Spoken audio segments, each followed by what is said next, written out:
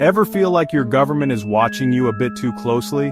Like, not just checking if you paid taxes, more like reading your angry tweets about the price of avocados?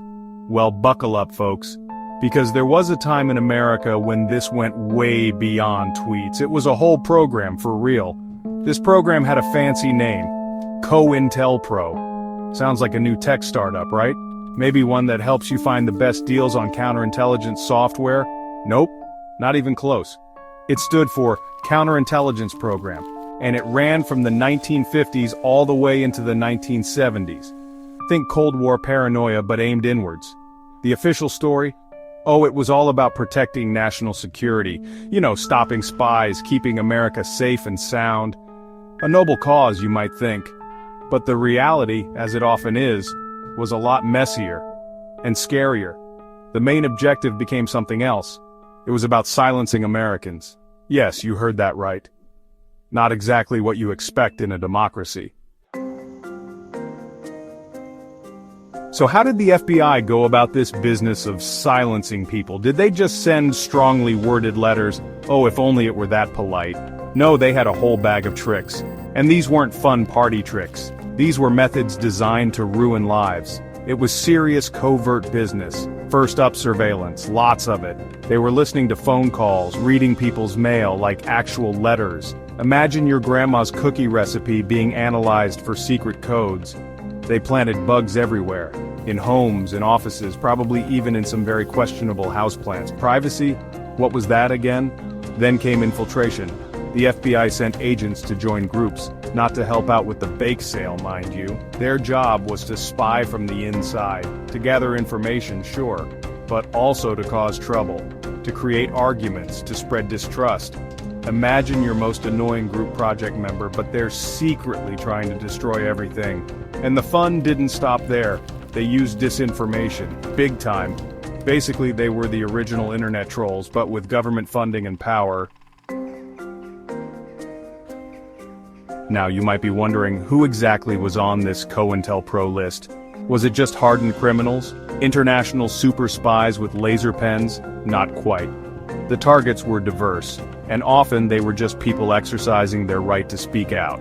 Which, last I checked, is kind of the whole point of America. A major focus was the civil rights movement. Leaders like Dr. Martin Luther King Jr., yes, that Martin Luther King Jr., the FBI was obsessed with him. They bugged his hotel rooms. They tried to discredit him constantly. They even sent him an anonymous letter. This letter basically told him to, well, end his own life.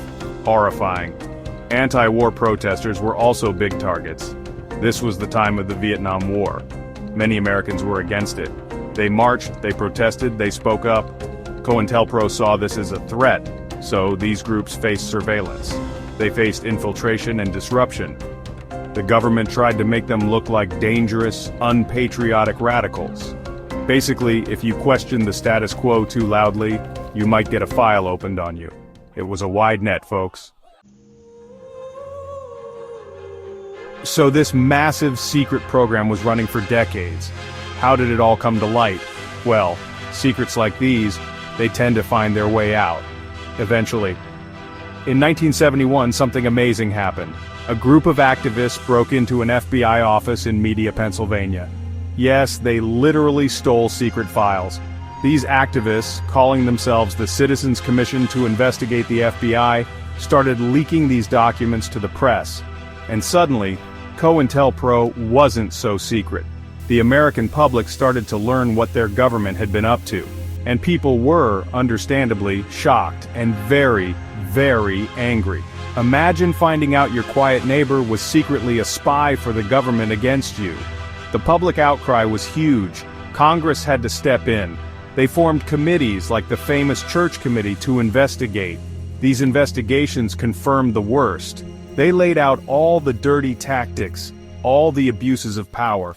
The FBI's reputation took a massive hit. So, CointelPro, a dark chapter, a story of government overreach.